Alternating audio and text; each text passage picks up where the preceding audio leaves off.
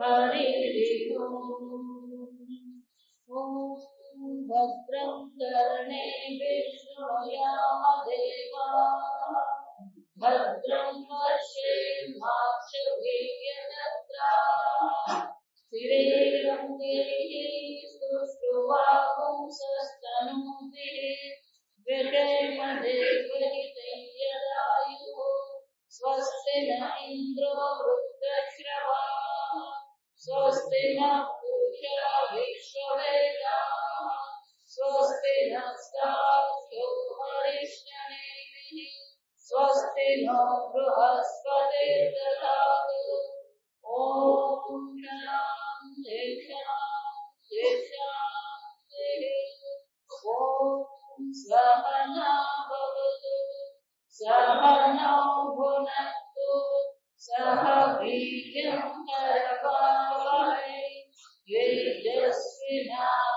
तेजस्विनावधीतमस्तु मा विद्विषावहै ॐ शान्ति शान्ति शान्तिः ॐ श्री गणेशाय नमः ॐ श्री सरस्वत्यै नमः ॐ नमो भगवते वासुदेवाय ॐ नमो गुरुभ्यः विश्वं दर्पण दृश्यमानमस्ति तुल्यं निजान्तर्गतं पश्यन्नात्मनि मायया बहिरिवो भूतं यथा निद्रया यः साक्षात् कुरुते प्रबोधसमये स्वात्मानमेवाद्वयम् तस्मै श्रीगुरुमूर्तये नमः श्रीदक्षिणामूर्तये ॐ नमः श्रीपरमहंस स्वादितं चरणकमलतिलकरन्दाय भक्तजनमानसविलासाय श्रीरामचन्द्राय वागीशायस्य वदने लक्ष्मीर्यस्य च वक्षसि यस्यास्ते हृदये संवित् तं नृसिंहमहं भजे विश्वसर्गविसर्गादि नवलक्षणलक्षितम् श्रीकृष्णाख्यं परं नाम जगद्धाम नमामि तत् सच्चिदानन्दरूपाय विश्वोत्पत्त्यादिहेतवे तापत्रयविनाशाय श्रीकृष्णाय वयं नमः नारायणं नमस्कृत्य नरं चैव नरोत्तमम् देवीं सरस्वतीं व्यासं ततो जयमुदीरये श्रीकृष्णाय वासुदेवाय हरये परमात्मने प्रणतक्लेशनाशाय गोविन्दाय नमो नमः यं प्रव्रजन्तमनुपेतमपेतकृत्यं द्वैपायनो विरहकातर आजुहाव पुत्रेति तन्मयतरं गर्भोऽभिनेदो तं सर्वभूतहृदयं मुनिमानतोऽस्मि वरहापीडं नटवरवपुः कर्णयो कर्णिकारं बिभ्रत्वा सत्कनककलिशं वैजयन्तीं च मालां रन्ध्राङ्गेणोरधरसुधया पूरयन् गोपवृन्दैः वृन्दारण्यं स्वपदरमणि प्राविशद्गीतकीर्तिः मनसो वृत्तयो न्यस्युः कृष्णपादाम्बुजाश्रयाः वाचो विहारिणीर्नाम्ना वायस्तप्रहवनादिषु कर्मभिर्भ्राम्यमाणानां यत्र त्वापीश्वरेच्छया मङ्गलाचरिते गानैः रतिर्न कृष्ण ईश्वरे भवे भवे यथा भक्तिः पादयोस्तव जायते तथा कुरुस्व देवेश नाथस्तं नयत प्रभो नाम संकीर्तनस्य सर्वपापप्रणाशनं प्रणामो दुःखशमनः तं नमामि हरिं परम् जन्माद्यस्य यतोऽन्वयादिष्टार्थेष्वभिघ्नस्वराट् तेने ब्रह्महृदाय आदिकवये मुह्यन्ति यत्सूरयः तेजो वारिमृदां यथा विनिमयो यत्र त्रिसर्गो वृषा धाम्ना स्वेन सदा निरस्तकुहकं सत्यं परं धीमहि निगमकल्पतरोर्गलितं फलं सुखमुखादमृतद्रवसंयुतं पिबत भागवतं रसमालयं मुहुरहो रसिका भुवि भावुकाः ॐ नमो भगवते तुभ्यं वासुदेवाय धीमहि प्रद्युम्नाय निरुद्धाय नमस्तङ्कर्षणाय च अच्युतानन्द गोविन्द नामोच्चारणभेषजा नश्यन्ति सकलारोगाः सत्यं सत्यं वदाम्यहम् अङ्गनामङ्गनामन्तरे माधवो माधवं माधवं चान्तरेणाङ्गना इत्थमाकल्पिते मण्डले मध्यगः सञ्जगौ वेणुना देवकी नन्दनः वंशी विभूषितकरानवनीरदाभा पीताम्बराधरुणबिम्बफलाधरोष्ट्रा पूर्णेन्दुसुन्दरमुखादरविन्दनेत्रा कृष्णात् परं किमपि तत्त्वमहं न जाने।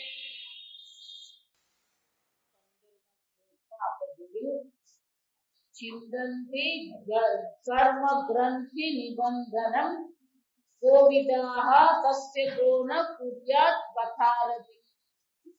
સર્વ પ્રકારના કર્મોના ગ્રંથિને નિવારણ કરનાર નિવૃત્તિ કરનારા છે તો પછી આ કથામાં કોણ રતિ નહીં કરે?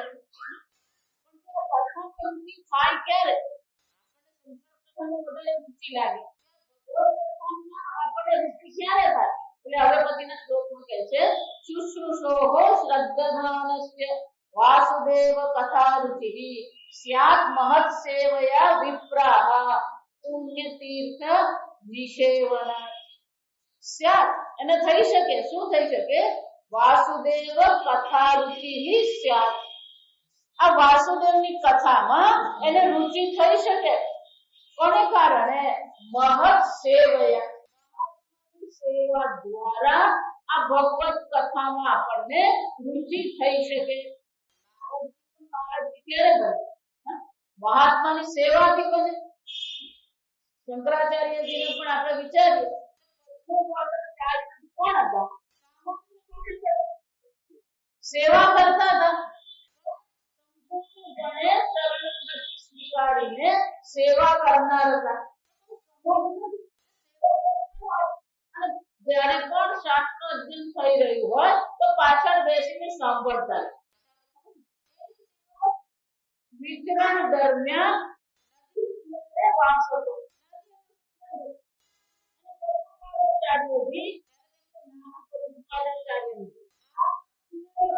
લાકડી સાથે લાકડી વણતા હતા સમય થઈ ગયો એટલે બધા બેસી ગયા હજી આવે નહીં બ્રહ્મચારી આવ્યા નહીં એટલે બીજા બધાના મનમાં વિચાર આવ્યો કે ભાઈ એ આવીને બેસે કે નહીં બેસે આમે એને તો કઈ બહુ સમજ પડતી જ નથી શંકરાચાર્યજી આ બધાના મનનો ભાવ સમજી ગયા એટલા માટે હંમેશા અત્યારે જ અમેરિકામાં વાત થઈ એક ભાઈને બહુ ચોખ્ખું કીધું ક્યારે એવું કહેવાનું જ નહીં કે આને સમજ નહીં પડે ક્યારે કોનું પુણ્ય જાગે ક્યારે કોની બુદ્ધિ પર ઈશ્વરનો અનુગ્રહ થાય ગુરુનો અનુગ્રહ થાય અને જ્ઞાન ક્યારે થાય આ સમજ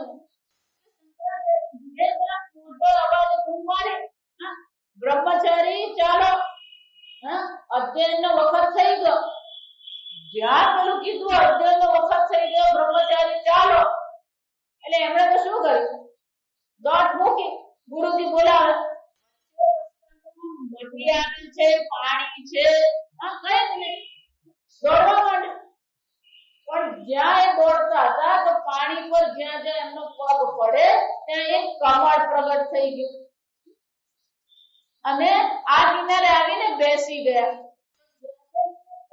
પડ્યો ત્યાં શું થયું તો કમળ પ્રગટ એટલા માટે એનું નામ શું પડી ગયું પદ્મપાદાચાર્ય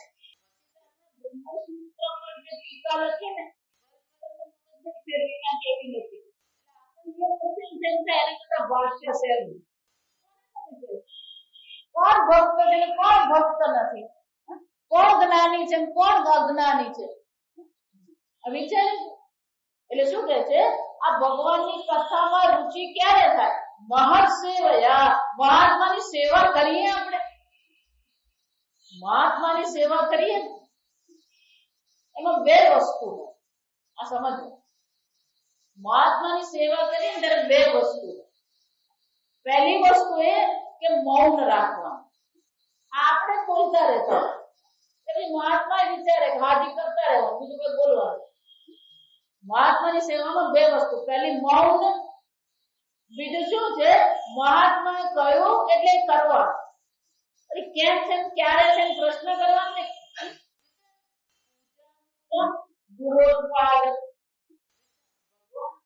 સેવા કરીએ પછી બીજી પૂજાની જરૂર નથી ગુરુજીની સેવા કરીએ બીજા કોઈ શ્રવણની જરૂર છે જ નહીં ગુરુનું વાક્ય ગુરુનું વાક્ય જ આપણા માટે મોક્ષ છે શ્રવણથી જ જ્ઞાન છે ને જ્ઞાનથી મોક્ષ છે અને એટલે કે છે મહત સેવયા એટલું જ નહીં તીર્થ પુણ્ય તીર્થ નિષેવણા પુણ્ય તીર્થમાં જઈએ ત્યાં જઈને રહીએ વૈરાગ્ય કેળવીએ એટલા માટે કુંભ મેળામાં રોજ પછી ખબર પડે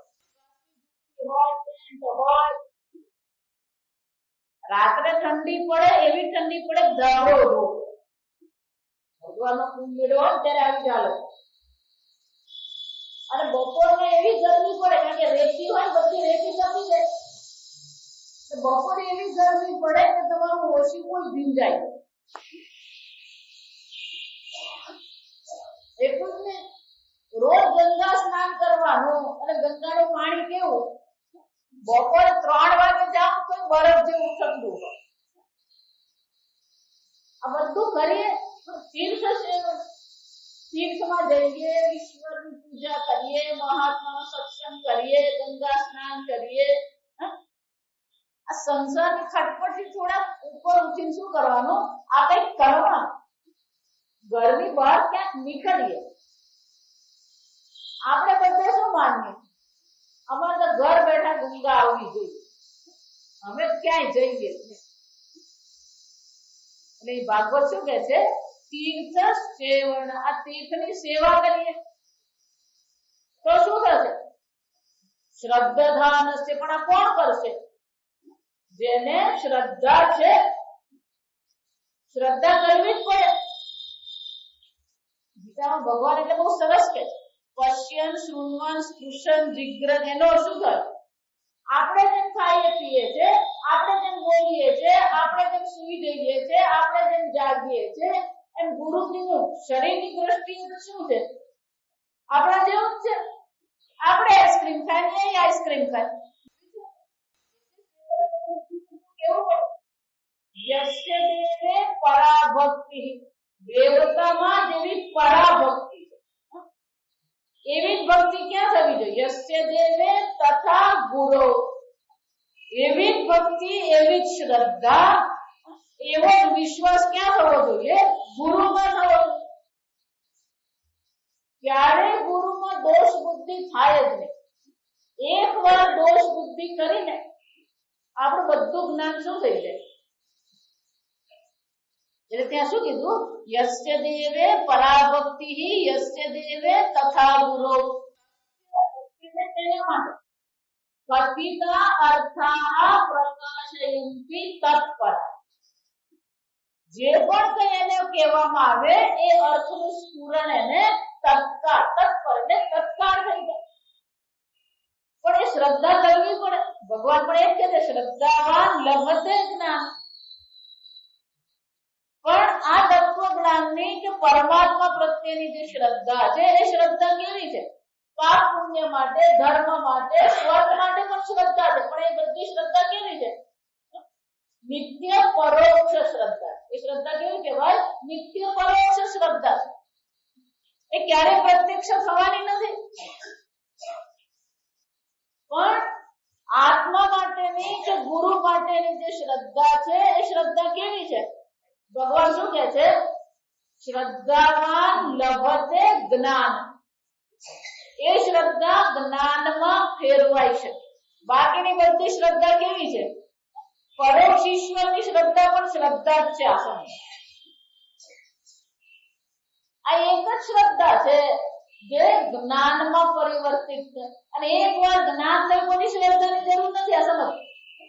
એકવાર જ્ઞાન થયું પછી શ્રદ્ધાની કોઈ આવશ્યકતા નથી. પણ બાકીની બધી શ્રદ્ધા મૃત્યુ પર્યંત શ્રદ્ધા જ રહે છે. ભગવાન કહે છે આ પરાવિદ્યાની જે શ્રદ્ધા છે એની પણ શરૂઆત તો શ્રદ્ધાથી જ થવાની. પણ એ શ્રદ્ધા શું થવાની? જ્ઞાન બની શકે. પરોક્ષ પરમાત્મા છે, અપરોક્ષ આત્મા છે. આ બંને માટે શાની જરૂર પડે? શ્રદ્ધાથી જ છે. એટલા માટે કીધું અથા તો બ્રહ્મ જિજ્ઞાસા જ્યારે કહેવામાં આવે, અથનો અર્થ શું થાય? સાધન ચતુષ્ટય સંપન્ન અધિકારીત્વ. આ પ્રકારના સાધન ચતુષ્ટયમાં આપણી નિષ્ઠા થાય. એમાં એક છે ષટક સંપત્તિ. એ ષટ સંપત્તિમાં શું કહેવામાં આવે? એક શ્રદ્ધા છે. 6 માંની એક શું છે? શ્રદ્ધા છે. 6 વાત નીકળી ને તો સાંભળો. શમઃ દમઃ તિતિક્ષા શ્રદ્ધા ઉપરતિ સમાધાન. આ મેળ બરાબર ગોઠવાયો છે. શમઃ એટલે આપણા મનના વિચારો પર આપણું પોતાનું નિયંત્રણ. તત્વબોધમાં શું કહેવામાં આવ્યું? મનોનિગ્રહ. શમ. દમઃ કોને કહેવાય? બાહ્ય ઇન્દ્રિય નિગ્રહ. એનો શું થાય? આપણી ઇન્દ્રિયો પર આપણું પોતાનું નિયંત્રણ હોય. ઇન્દ્રિય એટલે ફક્ત એમાં નહીં, જ્ઞાનેન્દ્રિય. જ્ઞાનેન્દ્રિય અને કર્મેન્દ્રિય બંને જ થાય. શું જોઈએ છે, શું ખાઈએ છે, શું બોલીએ છે, શું સાંભળીએ છે, આ બધાનો છે. વિચારી દો. શમઃ અને દમઃ એમ કહીએ એમાં સ્પર્શ પણ આવી જાય. સંપૂર્ણ રામાયણની કથા શરૂ ક્યાંથી થઈ?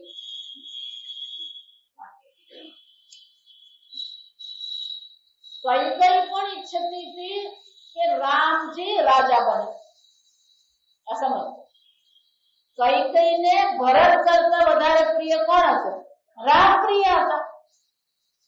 એટલે જ્યારે દશરથ રાજાએ કહ્યું કે આવતીકાલે આ પ્રકારથી રાજ્યાભિષેક કરવામાં આવશે, ત્યારે સૌથી પ્રસન્ન કોણ હતું?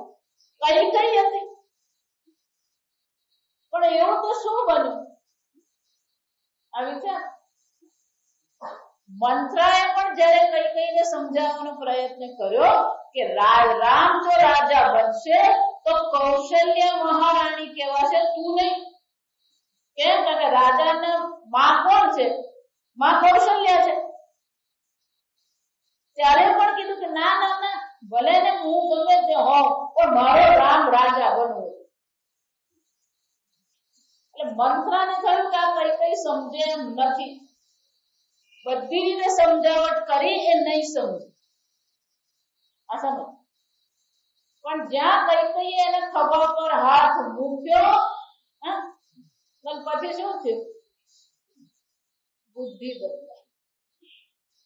આ સમજ. સ્પર્શ કહેવાય. એટલે આપણને એવું લાગે કે આ સ્પર્શ બહુ સામાન્ય વસ્તુ છે. સામાન્ય નથી. આ સમજવા કોનો સ્પર્શ કરવો, કોનો સ્પર્શ ન કરવો, આ બધું છે. શું ખાવું, શું ન ખાવું, ક્યારે ખાવું, કેટલું ખાવું. ગીતામાં એટલે ભગવાન કરી ગયા યુક્તાહાર વિહારસ્ય યુક્ત ચેષ્ટસ્ય કર્મ. તમારી કઈ ચેષ્ટા થઈ રહી છે? કર્મ બાબતે તમારી જે પણ કોઈ ચેષ્ટા છે એ બાબતે પણ તમારે શું રહેવું જોઈએ? યુક્ત એટલે કે બિલકુલ સાવધાન રહેવું જોઈએ. આહારમાં, વિહારમાં, સુઈ જવામાં, જાગવામાં, સ્વપ્નાવબોધસ્ય યોગો ભવતિ દુઃખ. આવી છે. શું ખાઈએ છે એ પણ મહત્વનું. આપણી ઇન્દ્રિયોના સર્વ કર્મ, ઇન્દ્રિયોના જ્ઞાન પર પણ આપણું શું હોવું જોઈએ? નિયંત્રણ. શમઃ દમઃ તિતિક્ષા. તિતિક્ષાનો શું થાય? આ શરીર છે, શરીરમાં પીડાનો અનુભવ થવાનો જ છે, પણ એને સહન કરવાની આપણામાં શું હોવું જોઈએ? સહનમ સર્વ દુઃખાના શીતોષ્ણાદિ સહન. આ બધી વસ્તુ સહન કરતા શીખવું પડે. આપણે જરાક તાપ વધી ગયો તોય ઊંચા નીચા, ઠંડી વધી જાય તોય ઊંચા નીચા લીધું. વરસાદ પડે તોય હાય હાય શરૂ થઈ ગઈ, નહીં પડે તોય હાય હાય કરતા.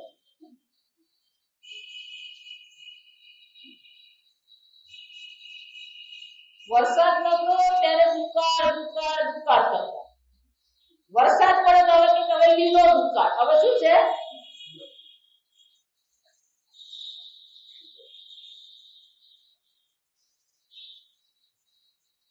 ભગવાને વિચાર કર્યો કે આ ખરા લોકો છે.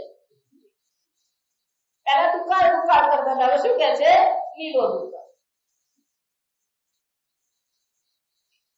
સહન. વિવેક ચૂડામણીમાં શંકરાચાર્યની બહુ સરસ વ્યાખ્યા. સહનમ સર્વ દુઃખાના અપ્રતિકાર પૂર્વક. કોઈ પણ પ્રકારનો માનસિક પ્રતિકાર નહીં. એટલું નહીં, ચિંતા વિલાપ રહી. કોઈ પ્રકારની ચિંતા. આપણે તો પ્રતિકાર કરીએ, ચિંતા કરીએ અને પછી શું કરીએ? વિલાપ. વિલાપ એટલે બબડાટ કકડાટ. આજે તો એવો વરસાદ પડ્યો, અમારે તો બધું પાણી ભરાઈ ગયું બારણે. ફરિયાદ કરી. ઉપરથી એટલે કર્મ પ્રત્યે પણ વૈરાગ્ય થયું. ખરેખર ઉપરથી આ છે. ત્યાં શંકરાચાર્યજી કહે છે સ્વધર્મ અનુષ્ઠાન. સ્વધર્મનું અનુષ્ઠાન કરીએ ને એમાં કર્મથી વૈરાગ્ય થાય. કે આપણને ભલે પિક્ચર જોવા જવાનું મન થતું હોય ને આપણને ભલે ફરવા જવાનું મન થતું હોય, પણ પોતાના કર્તવ્યનું પાલન કરીએ ને આ બધા માટે શું સમય રહેવાનો? આપણને કર્તવ્યનું પાલન કરીએ ને એટલે કોઈ સમય રહે જ નહીં. સ્વધર્મ અનુષ્ઠાન ઉપરથી શ્રદ્ધા. શ્રદ્ધાનો અર્થ શું થાય? ગુરુ વેદાંત વાક્યેષુ વિશ્વાસ. ગુરુ અને વેદાંતના વાક્ય પર શું આવવો જોઈએ? વિશ્વાસ આવવો. હંમેશા આપણે પણ શું કામ? પણ તું કરતો ખરો. એટલે બુદ્ધિથી વૈરાગ્ય, પોતાની બુદ્ધિથી શું થવો જોઈએ? વૈરાગ્ય. સમાધાન, પોતાની કલ્પનામાં જીવવાની જે આદત છે. આપણે હંમેશા કલ્પનામાં જીવ્યા. સમજો, તમે ભલે એમ માનતા હોય ના અમે કલ્પનામાં જીવતા નથી. દરેક વ્યક્તિ કલ્પનામાં જ જીવી રહી. દરેકનું પોતાનું એક કાલ્પનિક જગત છે અને દરેક છે ને એ જગતમાં જ જીવતા. ભલે ને એક જ ઘરમાં રહેતા હોય, 4 જણા હોય, ચારે ચારના જગત અલગ હોય. આ સમજ. ભાઈ હોય એ પોતાની રીતે પોતાની કલ્પનામાં જીવતા હોય, બેન એના રીતે એની કલ્પનામાં જીવતા હોય, છોકરો એની કલ્પનામાં જીવતો હોય અને પેલી છોકરી હોય એ પણ શું છે? એની કલ્પનામાં જ જીવતી. વિચારી સમાધાન એટલે શું છે? વાસ્તવિકતા. ચિત્તનો જે નિગ્રહ છે, એટલે કે આપણી કલ્પના શક્તિ ઓછી જરાક કરીએ, વાસ્તવિકતા પર આવીએ, એને સમાધાન છે. એનો અર્થ શું થાય? ક્ષમઃ એટલે મનથી વૈરાગ્ય. ક્ષમઃ એટલે મનથી વૈરાગ્ય. દમઃ એટલે ઇન્દ્રિયોના ભોગથી વૈરાગ્ય. આ કર્મય ભોગ જ છે. આ સમજ. બોલવું ભોગ જ છે. એ નહીં બોલીએ ને પછી ખબર પડે બોલવાની કેવી ઈચ્છા થાય. સમઃ દમઃ તિતિક્ષા, શરીરથી વૈરાગ્ય ને તિતિક્ષા. પણ શરીરથી વૈરાગ્યનો અર્થ એવો નહીં કરવાનો કે ખાવાનું છોડી દઈએ. નહીં ખાવાની શરીરથી વૈરાગ્ય નહીં થાય. શરીરને સાચવવું એ પણ આપણું કર્તવ્ય જ છે. ઉપરથી કર્મથી વૈરાગ્ય. ઉપરથી એટલે શું છે? કર્મથી વૈરાગ્ય. શ્રદ્ધા એટલે બુદ્ધિથી વૈરાગ્ય. સમાધાન એટલે કે ચિત્તથી વૈરાગ્ય.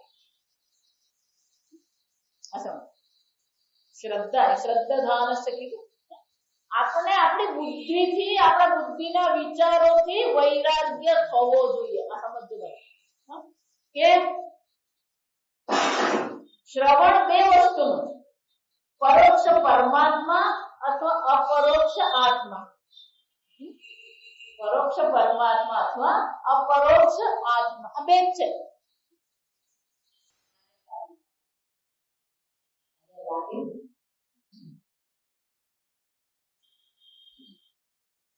હવે વિચાર કરો.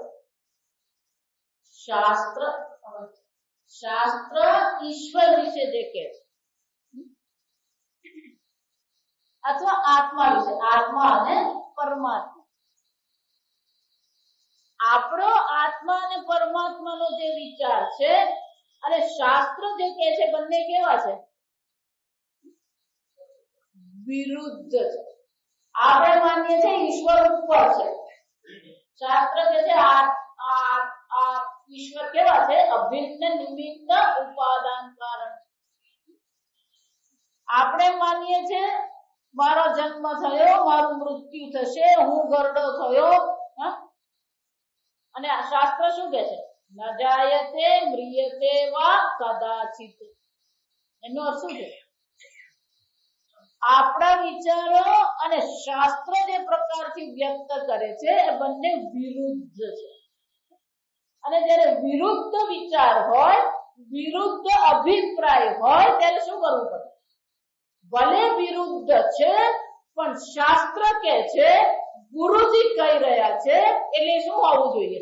સત્ય બુદ્ધિ અવધારણા. શંકરાચાર્ય શું કહે છે? વિવેક ચૂડામણીમાં શું કહે છે? તત્વબોધમાં વિશ્વાસ કહે છે. આ સમજજો. પણ વિવેક ચૂડામણીમાં વાક્ય કરતા શું કહે છે? ગુરુ વેદાંત વાક્યેષુ સત્ય બુદ્ધિ અવધારણા. આ અવધારણા મહત્વની છે. અવધારણા એનો શું થાય? નિશ્ચય આપણે કરવાનો છે. ગુરુજીએ કહ્યું એટલે એ સત્ય જ હોય. આ સત્ય બુદ્ધિ છે. આ સમજ. એનો અર્થ શું થાય? આપણા શું વિચારો છે, આપણા શું અભિપ્રાયો છે, આપણા શું તર્ક છે, એને કોઈ મહત્વ નથી. ગુરુ કહી રહ્યા છે એમાં સત્ય બુદ્ધિ કરવાની. શ્રદ્ધાધાનસ્ય, સમજ. શ્રદ્ધા થતી નથી. શ્રદ્ધા થાય ને તો પછી બધું સરળ છે, પણ આપણી શ્રદ્ધા પેલી પાકી થતી જ નથી. એટલે મેં આગળ કીધું કે આપણી જેમ જ ગુરુજી ખાઈ રહ્યા છે, પી રહ્યા છે, સુઈ ગયા, બોલ્યા, ચાલ્યા, એટલે હંમેશા આપણે ગુરુજીને કઈ દ્રષ્ટિએ જોઈએ? દેહ બુદ્ધિ કહેવાય. એને શું કહેવામાં આવે? દેહ બુદ્ધિ કહેવામાં. શાસ્ત્રમાં લખ્યું કે ગુરુજીમાં દેહ બુદ્ધિ કરવી, ગુરુજી સાથે દેહ બુદ્ધિથી વ્યવહાર કરવો પાપ છે.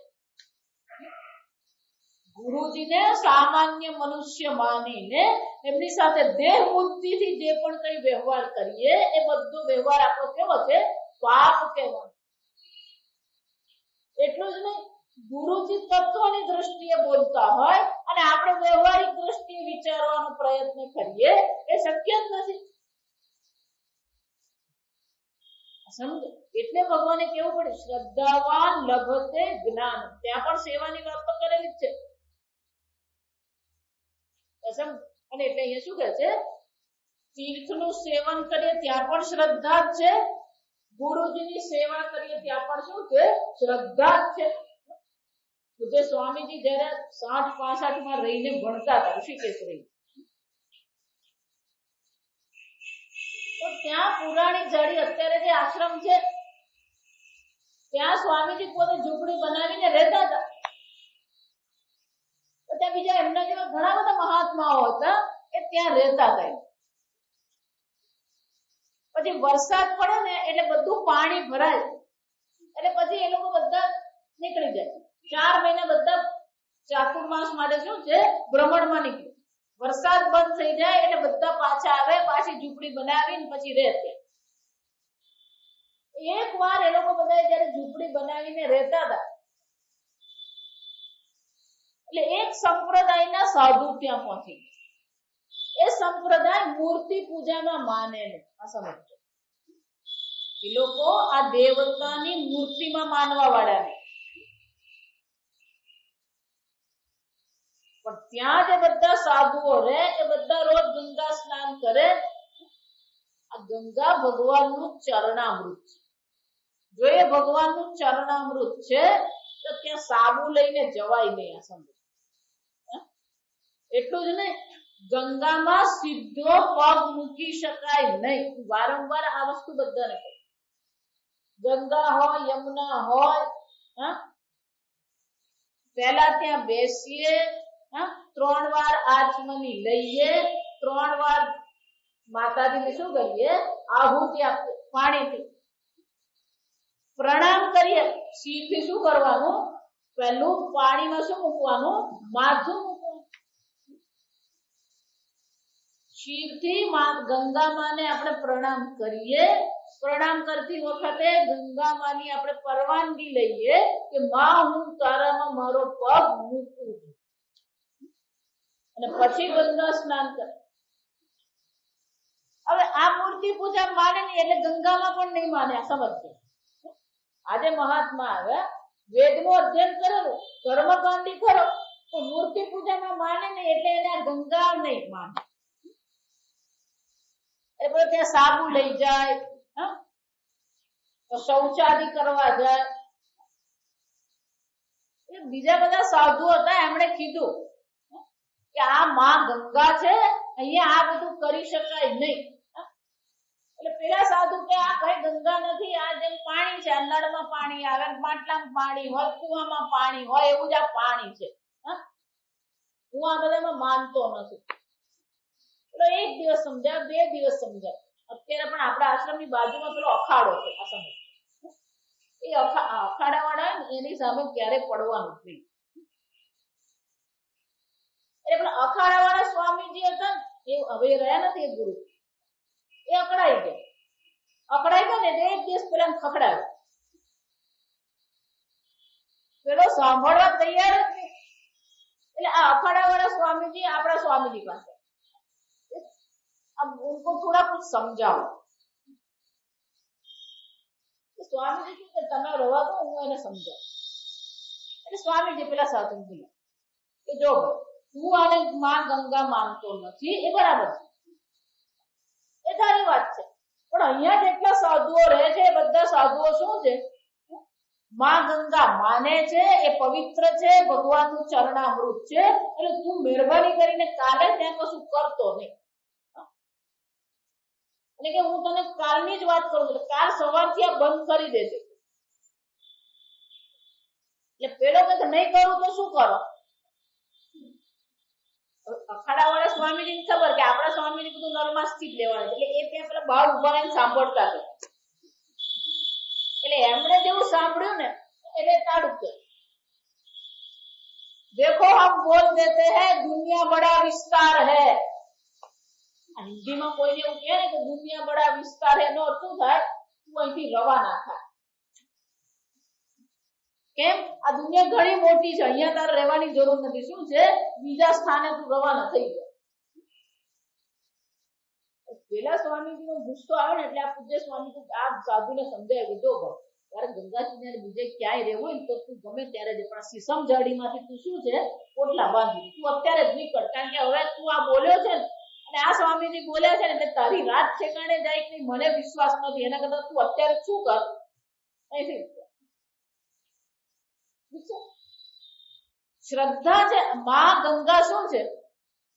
શ્રદ્ધા છે. આ સમજ. પણ આપણે પુરવાર કરવા જઈએ. અહીંયા જ આવશે ઇન્દ્રએ બ્રહ્માજીએ ભગવાનને જે પાદ પ્રક્ષાલન કર્યું એ પાદ પ્રક્ષાલન માં ગંગા છે. શ્રદ્ધાથી છે. આ સમજવું. તીર્થ સેવન કરીએ પણ શું છે? શ્રદ્ધાથી છે. મહાત્માની સેવા કરીએ શ્રદ્ધાથી છે. એટલે કે છે જ્યાં સુધી આપણી શ્રદ્ધા દ્રઢ થતી નથી ત્યાં સુધી વાસુદેવની કથામાં રુચિ થતી. શ્રદ્ધાનસ્ય વાસુદેવ કથા રુચિ. એટલું જ નહીં, શુશ્રુષોહો. શુશ્રુષોહો નો શું થાય? એ કથાના શ્રવણ કરવાની ઈચ્છા. શ્રવણ કરીએ ભગવાનનો મહિમાનો, ભાગવતનો મહિમાનો શ્રવણ કરીએ. એ શ્રવણ કરીશું તો આપણા મનમાં રુચિ થશે. પણ આ ભાગવત કથા કેવી છે? શૃણવતામ સ્વકથામ કૃષ્ણ પુણ્ય શ્રવણ કીર્તન હૃદિ અંતસ્થ હિ અભદ્રાણી વિઘ્નોતિ સુહૃત સતામ. આ કૃષ્ણ ભગવાન શું કરે? જે આ ભાગવત કથાનું શ્રવણ કરે છે, શ્રદ્ધાપૂર્વક એને કથામાં રુચિ છે, તો ભગવાન શું કરે? કૃષ્ણ અભદ્રાણી વિઘ્નોતિ. શ્રી કૃષ્ણ ભગવાન શું કરે છે? એના હૃદયમાં જે પણ કઈ અશુભ છે, અમંગળ છે, જે સંશય છે, એ સર્વને શું કરે છે? ધોઈ નાખે છે, નિવૃત્ત કરે છે. પણ કે આ ભગવાન કોણ છે? પુણ્ય શ્રવણ કીર્તન કૃષ્ણ હૃદયંતસ્થ હૃદિ અંતસ્થ. બહાર નથી, વૈકુંઠ લોકમાં નથી. એ ભગવાન ક્યાં બેઠો છે? હૃદિ અંતસ્થ. તમારા જ હૃદયમાં બેઠેલો ભગવાન. એક ભગવાનની કથાનું જ્યારે તમે શ્રવણ કરો, કીર્તન કરો, ત્યારે ભગવાન તત્કાળ શું કરે છે? તમારા હૃદયમાંથી સર્વ પ્રકારની અશુદ્ધિઓની નિવૃત્તિ કરી નાખે છે. પણ કોની? સુહૃત સતામ. આ સમજો. આ સુહૃત સતામ સમજો. ચૈતન્ય સર્વવ્યાપી છે. ચૈતન્ય સર્વવ્યાપી છે તો બધે જ ચૈતન્ય છે. એક ભગવાન પણ અભિન્ન નિમિત્ત ઉપાદાન કારણ છે, તો તમારા હૃદયમાં પણ કોણ છે? છે જ ભગવાન. અને જો ભગવાન છે તો પછી આ હૃદયમાં અશુદ્ધિ રહે કેવી રીતે? અભિન્ન નિમિત્ત ઉપાદાન કારણ, અભિન્ન નિમિત્ત ઉપાદાન. હૃદિ અંતસ્થ કૃષ્ણ. ભગવાન તો હૃદયમાં છે. ગીતામાં ભગવાને કીધું ઈશ્વર સર્વભૂતાનાં હૃદ્દેશે અર્જુન તિષ્ઠતિ.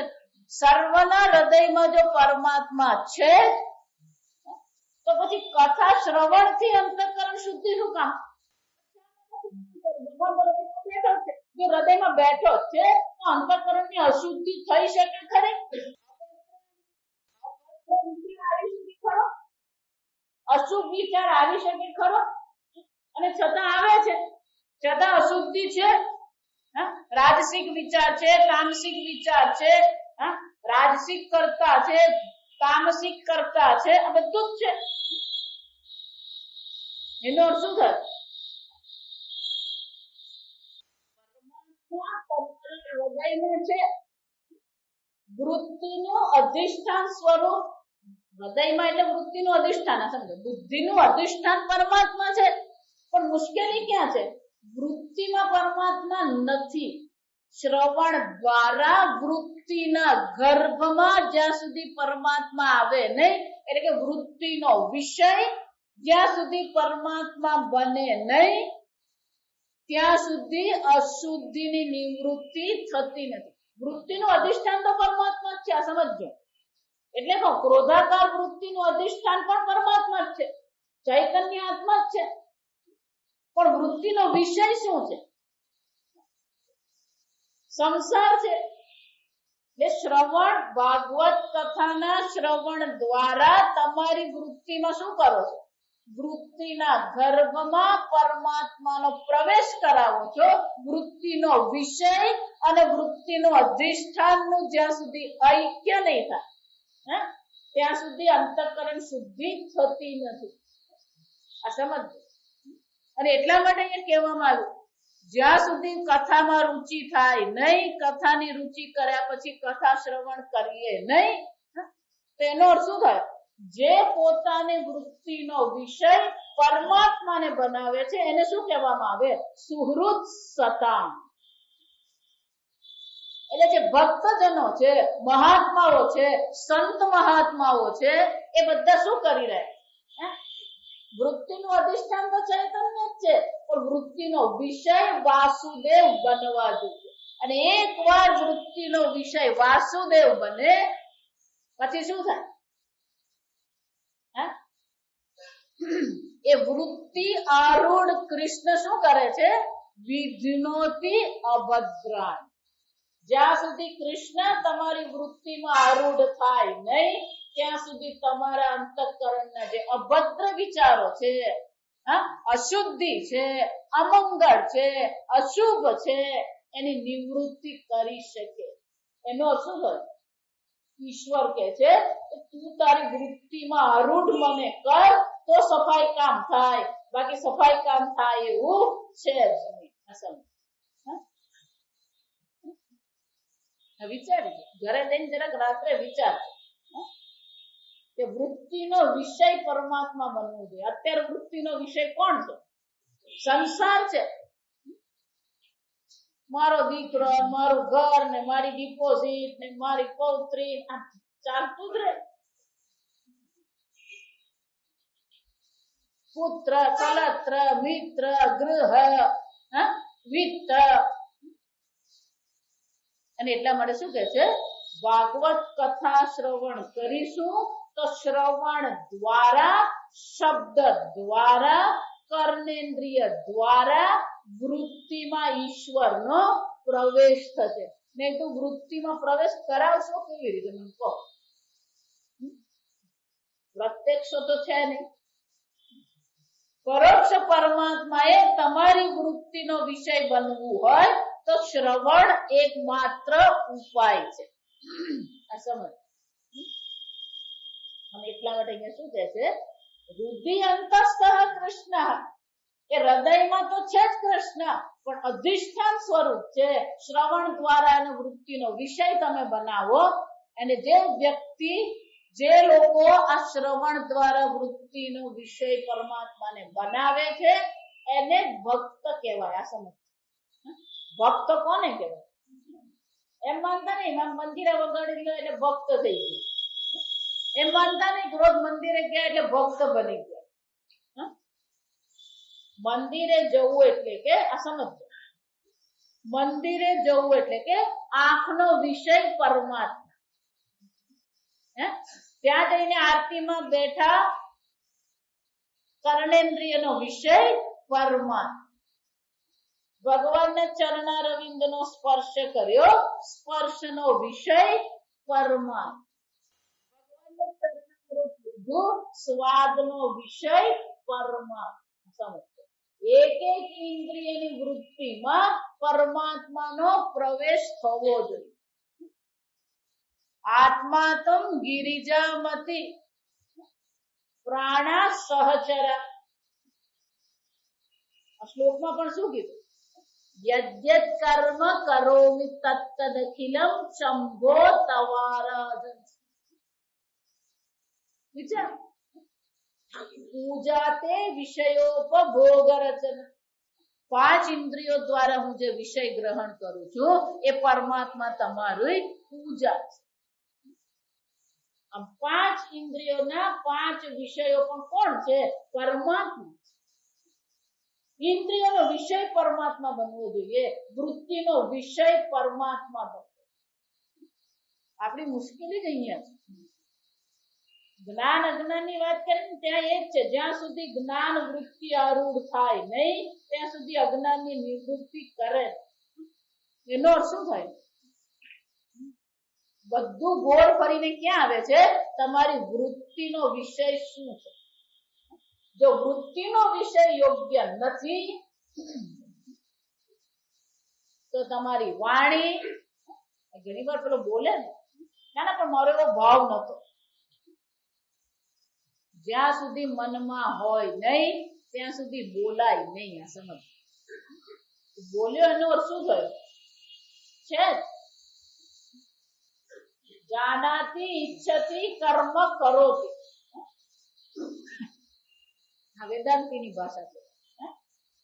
જાનાતી ઈચ્છતી વાણી કર્મ છે. આ સમજ, જાનાતી ઈચ્છતી કર્મ કરોતિ. વાણી બોલી એનો અર્થ શું થયો? ઈચ્છતી ને જાનાતી આવી ગઈ.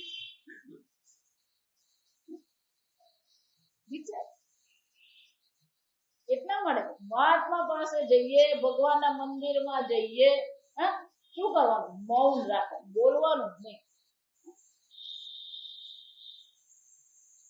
ઈશ્વર ચાલતા ઉઠતા બેસતા સતત શું કરીએ? ઈશ્વરને આપણી વૃત્તિ પર આરૂઢ કરાવતા. જેમ જેમ આ વૃત્તિ પર ઈશ્વર આરૂઢ થતો જશે એમ શું થશે?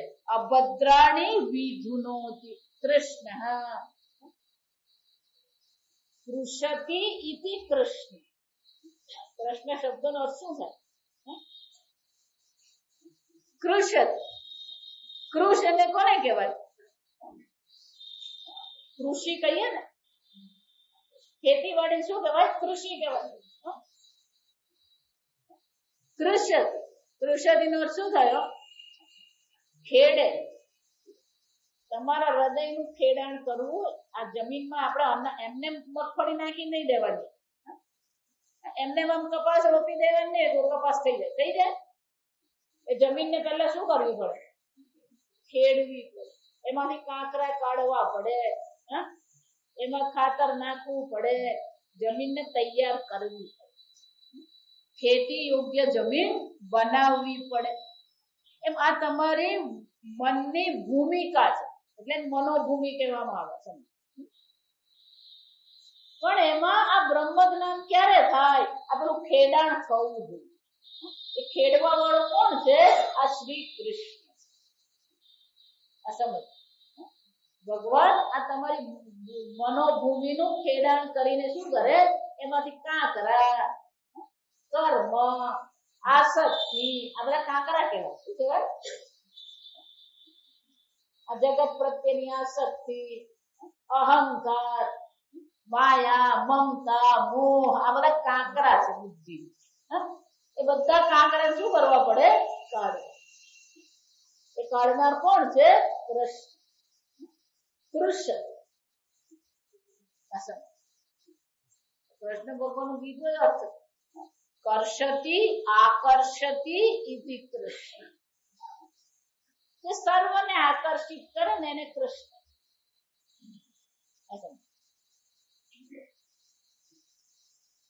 પરમાત્માનું સ્વરૂપ સચ્ચિદાનંદ.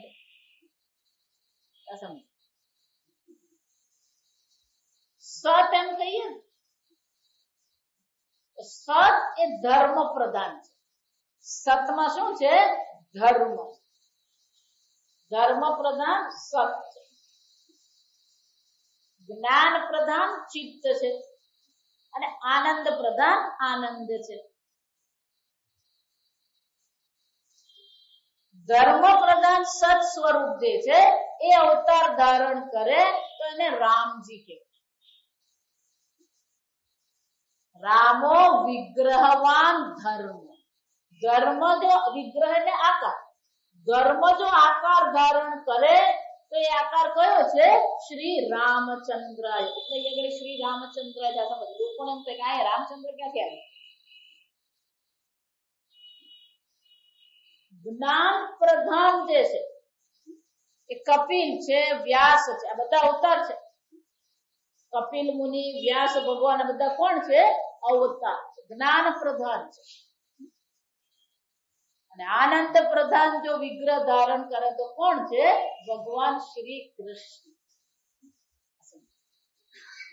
બધાને જે આકર્ષિત કરે ને આનંદ જ છે. આત્મનસ્તુ કામાય સર્વ પ્રિયમ ભવતી. આનંદ જ છે જે બધાને આકર્ષિત કરે. અને આનંદ જો વિગ્રહ ધારણ કરે તો કોણ છે? શ્રી કૃષ્ણ. એટલા માટે કૃષ્ણ હૃદય અંતસ્થ કૃષ્ણ પુણ્ય શ્રવણ કીર્તન. જેનું શ્રવણ કરવું, જેનું કીર્તન કરવું શું છે? પુણ્ય છે. એવા પુણ્ય શ્રવણ કીર્તન પરમાત્મા હૃદયમાં બેઠો છે, પણ જયારે શ્રવણ દ્વારા, કીર્તન દ્વારા વૃત્તિનો વિષય બને ત્યારે શું કરે છે? અભદ્રાણી વિધુનોતિ. બીજું શું શું થાય? આપણને બધા ફાયદા જોઈતા એટલે કે છે નષ્ટ પ્રાયેષુ અભદ્રેષુ નિત્યમ ભાગવત સેવયા ભગવતી ઉત્તમ શ્લોકે ભક્તિર્ભવતી નૈષ્ઠિક. આપણી ભક્તિ કેવી બનવી જોઈએ? નૈષ્ઠિકી ભક્તિ બનવી. અપ્રતિહત. નૈષ્ઠિક એટલે શું છે? અપ્રતિહત. ભક્તિમાં ક્યારેય ભરતીને ઓટ આવવી જ જોઈએ. આ સમજ. પણ આપણો તો પ્રેમ પણ કેવો? અમેરિકામાં જઈએ ત્યાં આપણા જેવું નથી કે પેલા લગ્ન ગોઠવે. આ કઈ લગ્ન ગોઠવવા જેવું મળે જ નહીં. એ બધા હોદી કાઢતા. ત્યાંની સમાજ એવો છે. સમજ. તેનો સમાજ એવો છે. ત્યાં એવું નથી કે મા બાપની જવાબદારી, છોકરાને પરણાવવાની મા બાપની જવાબદારી મળે જ નહીં. એટલું જ નહીં, પેલો નક્કી કરે પછી મા બાપ જ લગ્ન કરાવ્યા. પણ એ લગ્ન કરાવતા પહેલા એનો સમાજ મેં આગળ કીધું થોડો અલગ પ્રકાર. જે બે જણ લગ્ન કરવાના એ બે જણા 2 વર્ષ મહેનત કરે, પૈસા કમાણી કરે અને પછી એક સામાન્ય જેવું એ લોકોની પોતાની સામર્થ્ય એના પ્રમાણે એક ઘર ક્યાં તો ભાડે રાખે ને ક્યાં તો લોન પર લે. એટલે લગ્ન કરે ને, લગ્ન કરીને પછી સીધા ક્યાં જવાનું? મા બાપ ને ઘેર નહીં જવાનું, લગ્ન કરીને પોતાને ઘેર જવાનું. એટલું જ નહીં, ત્યાં આગળ આ બધાને આપણે ગિફ્ટ આપીએ ને ત્યાં બહુ મજાની વસ્તુ. ત્યાં બધા જે દુકાનો હોય બધી મોટી મોટી મોલ જે હોય ત્યાંનો મોલ એટલે આપણને કલ્પનામાં નહીં આવે. એટલે એ લોકો 2 મોલમાં જઈને એ લોકોની બધી કંકોત્રી આપી આવે કે ભાઈ અમારા લગ્ન આ તારીખે છે. અને બધાને જે કંકોત્રી ઇન્વિટેશન કાર્ડ મોકલે એમાં એ લોકોને કઈ કઈ વસ્તુની જરૂરિયાત છે ને એનું પાછળ લિસ્ટ લખી લીધેલું. ઘર માંડવાનું એટલે પછી બધું જ જોઈએ. આ સમજ. એટલે ઘર માંડવામાં એ લોકોને જે બહુ પ્રેક્ટિકલ વસ્તુ છે. આ સમજ પ્રેક્ટિકલ છે એટલે એ લિસ્ટ હોય જ.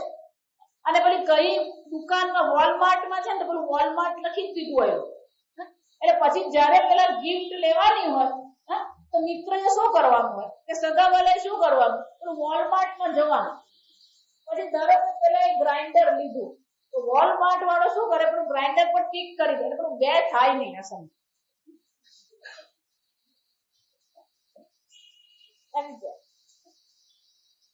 વોલમાર્ટ વાળો પછી શું કરે? બરાબર વેડિંગ નું મજાનું પેકિંગ તમને કરી જ આપે, બધું જ કરી આપે. એની વ્યવસ્થા. ત્યાં તમે જુઓ તો લગ્નની શરૂઆત ક્યાંથી થાય? આઈ લવ યુ થી થાય. લગ્નની શરૂઆત ક્યાંથી થાય? આઈ લવ યુ. એટલે પ્રેમથી શરૂ થાય ખરું. પછી બે જણા જયારે ભેગા રહેવા માંડે ને ત્યારે પછી એકબીજાના સ્વભાવ ખબર પડવા માંડે. પેલો રૂમાલ હરખો મૂકતો નહીં હોય, પેલો કોમ્પ્યુટર ગમે ત્યાં મૂકતો હોય, પેલો ચાવી ગમે ત્યાં મૂકતો હોય, પેલી બરાબર રસોઈ કરતી નહીં હોય, પેલી ઘર સાફ રાખતી નહીં હોય. એટલે જ્યાં સુધી બે ભેગા રહે ત્યાં સુધી ખબર પડવાની નથી. એટલે ભેગા રહેવા માંડે ને એટલે પેલી કચકચ શરૂ થાય. મને ખબર નહીં તને આવી આદત છે, આ શરૂ ત્યાંથી થાય. એટલે અમારા ગુરુજી બહુ સરસ કે સ્વામીજી શું કે ત્યાં શરૂઆત આઈ લવ યુ થી થાય. થોડા વખત ભેગા રહે ને એટલે પછી કે આઈ એલાવ યુ. આઈ લવ યુ પછી શું છે? આઈ એલાવ યુ. પ્રેમમાં ક્યારે ભરતી આવે પછી પ્રેમમાં શું થઈ જાય? ઓટે આવી જાય. સમજો તો ભગવાન પ્રત્યેનો પ્રેમ એવો છે નહીં. ભગવાનના પ્રેમમાં આપણે ભરતી ઓટ આવે છે. આ શ્રાવણ પૂરો છે એટલે બધા ગઈકાલે મહાદેવ દાદા શું કહી આવ્યા? દાદા બેસી રહેજો, 11 મહિના બેસજો, આવતા શ્રાવણે મળવા આવીશ, અથવા વચ્ચે ટાઈમ મળ્યો ત્યારે મળી જઈશ. શ્રાવણમાં મહાદેવ દાદા મજા જ મજા છે. તો શ્રાવણ જો પછી છે સમાધિસ્થ, શું કહેવાય?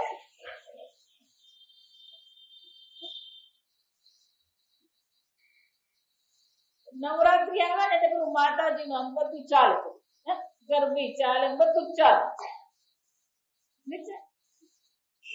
નહીં. એટલે ભાગવત શું કે છે કે ભક્તિને જો નૈષ્ઠિકી ભક્તિ બનાવવી હોય તો કેવી રીતે બને?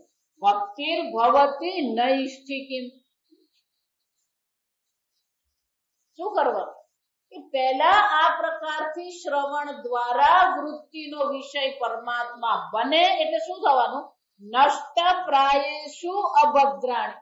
આપણા હૃદયમાંના લગભગ બધું જ અભદ્ર વસ્તુ, લગભગ નષ્ટ પ્રાયેષુ શું થયો?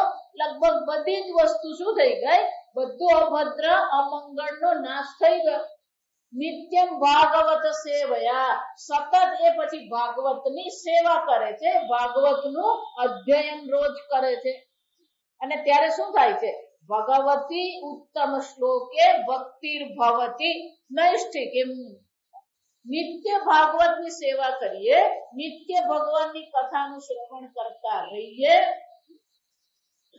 ગીતામાં ભગવાન આજ કે છે, કશું કઈ બીજું છે. તસ્માત સર્વેષુ કાલેષુ મામ અનુસ્મર. ભગવાન શું કહે છે? એની આગળ ભગવાન એવું કહી ગયા, અંતકાલે તું મામેવ સ્મરણ મુક્ત્વા કલેવરમ. અંતકાળે જો તું મારું સ્મરણ કરતા કરતા આ શરીર છોડશે તો શું થશે? તને મારી પ્રાપ્તિ થશે. આવું કે ને એટલે પછી બધા શું વિચારે? અંતકાળે યાદ કરવાનું છે તો અત્યારે શું કરે? ખાઈ પીને લેર કરો. કેમ? ભગવાને ક્યારે યાદ કરવાના? અંતકાળ. અંતકાલે ભગવાને યાદ કરીએ એટલે શું થઈ જાય? કલ્યાણ થઈ જ જાય. એટલે પછીના શ્લોકમાં ભગવાન શું કહે છે?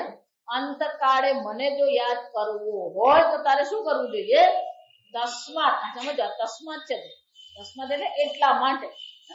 અંતકાળે મારા સ્મરણ કરવા માટે તસ્માત સર્વેષુ કાલેષુ મામ અનુસ્મર.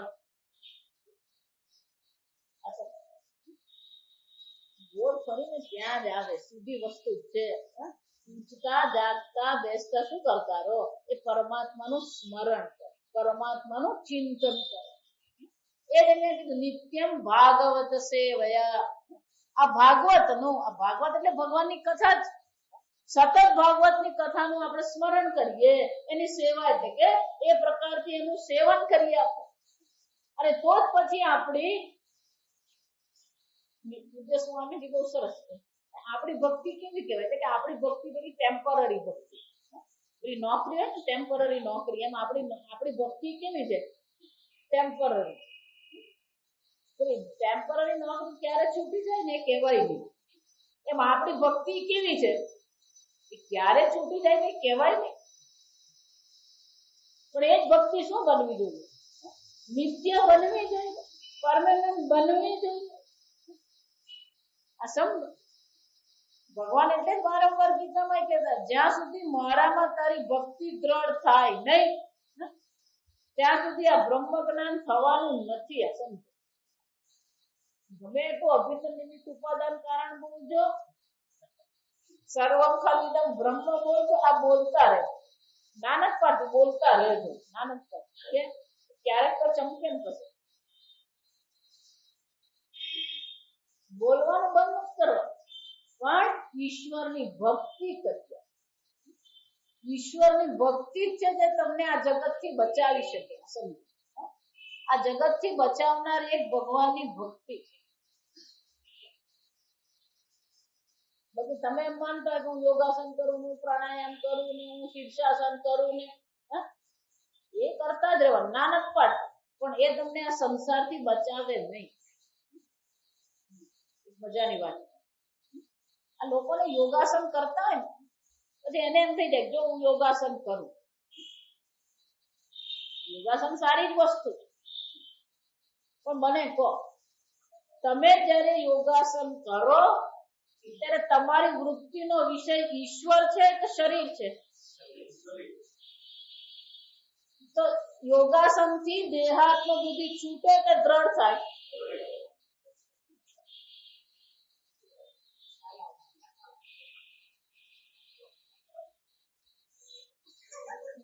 મને એને કોઈ સંબંધ નથી. કોણ આવ્યું તો સમજો. હું તો વાસ્તવિકતાની હકીકતની વાત કરું. કેમ? હાથ આમ કરવાનો, પગ આમ કરવાનો. એટલા માટે રોજ 15-20 મિનિટ યોગાસન કરવું સારી વસ્તુ જ છે. કારણ કે શરીરને સાચવવું, શરીરને સ્વસ્થ રાખવું જરૂરી જ છે. પણ પછી સવાર પડે યોગાસન ને બપોર પડે યોગાસન ને હાથ પડે યોગાસન, આખો દિવસ શું કરતો હોય? વિચાર. પ્રાણાયામ કરીએ તો તમારી વૃત્તિ કઈ છે? તમારી વૃત્તિમાં પ્રાણ છે. તો પ્રાણો બ્રહ્મેતિ વ્યજાનાત. પણ પછી આગળ શું કીધું? અન્યોંતરાત્મા મનોમય. ત્યાંથી ઉપર ઉઠવાનું છે. આ સમજો. એટલે કહો 15 મિનિટ પ્રાણાયામ કરો, સારી વસ્તુ. એક વાર પેલો યોગાસન પ્રાણાયામ શીખે પછી આખો દિવસ આની ચર્ચા કરતો હોય. યોગાસન ને પ્રાણાયામ એ ચર્ચા કરવાનો કે પ્રવચન કરવાનો વિષય નથી. કરીને છોડી દેવાનું, નહીં તો પછી તમારી બુદ્ધિ પાછી ક્યાં જવાની? આ સમજો. દેહાત્મ બુદ્ધિ છોડવાની છે, દેહમાંથી દેહ ગ્રંથિ ઢીલી કરવાની છે. સમજવા. અને આજકાલ તો તમે અહીંયા નહીં ત્યાં અમેરિકામાં જો બધા યોગ કયા પરાયણ થઈ ગયા? સમાધિ પરાયણ છે.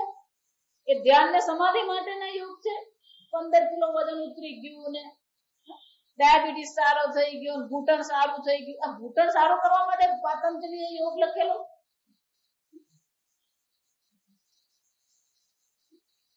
અને અવાંતર ફલ કેમ? પણ અવાંતર ફલ જ શું થઈ ગયું? મુખ્ય ફળ થઈ ગયું.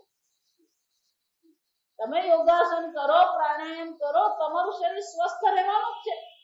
પણ શરીરને સ્વસ્થ કરવા માટે યોગાસન ને પ્રાણાયામ છે. વિચારી દો. મને તો ખબર નથી કાલે આવવાના છે. એમ નહીં માનતા કાલે આવવાના એટલે માતાજી આ વિષય ઉપાડો. મને એમ સાથે કોઈ સંબંધ નથી.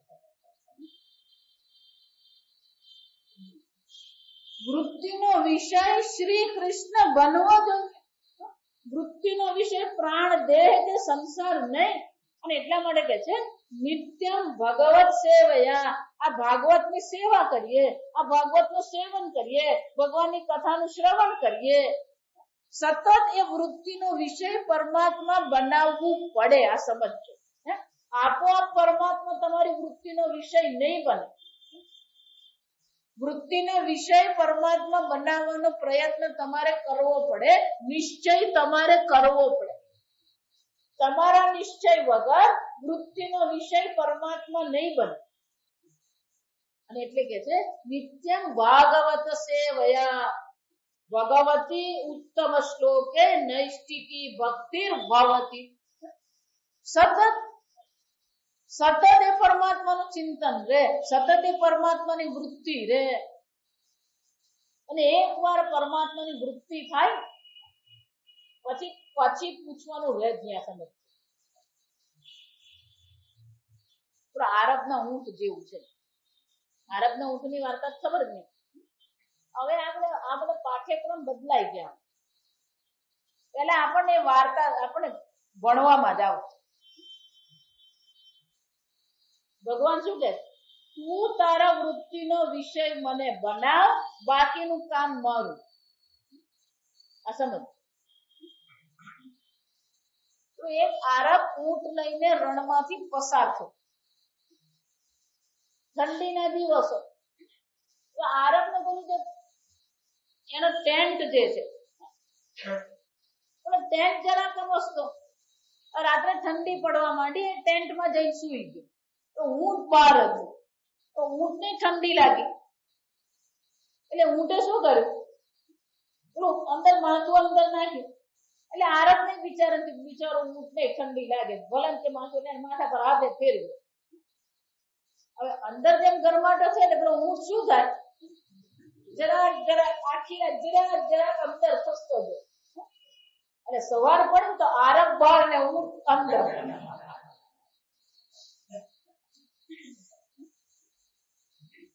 ભગવાન કે હું પેલો આ આરબના ઊંટ જેવું છું. તું ખાલી મારું માથું અંદર નાખવા દે તારી વૃત્તિ. બાકીનું કામ શું છે? તું ખાલી વૃત્તિ આરૂઢ મને કર, બાકીનું કામ હું તને પતાવી આપું. પણ વૃત્તિ આરૂઢ કરવાનું કામ કોનું છે? આપણું. આપણા હૃદયમાં ભગવાનને વૃત્તિ સ્વરૂપે લાગવું કામ આપણું છે. અને એ કરવા માટે શું કરીએ?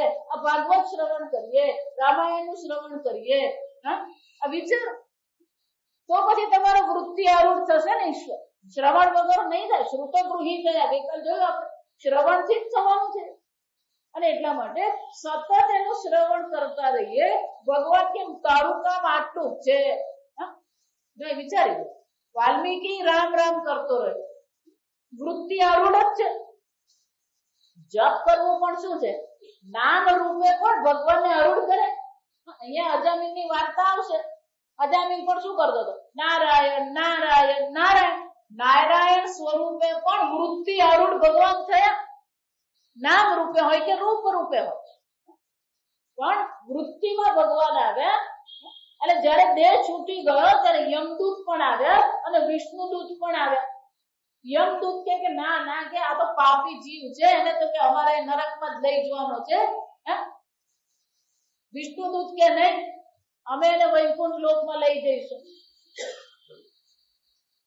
વિષ્ણુદૂત કે નારાયણ નારાયણ બોલતો તો એટલે તમે વૈકુંઠ લોકમાં અહીંયા આવ્યા. પણ કે નારાયણ એના છોકરાને યાદ, દીકરાને યાદ કરતો હતો, એ કોઈ તમારા ભગવાનને યાદ કરતો નતો. એટલે વિષ્ણુદૂતે કીધું કે નારાયણ પર કોપીરાઈટ કોનો?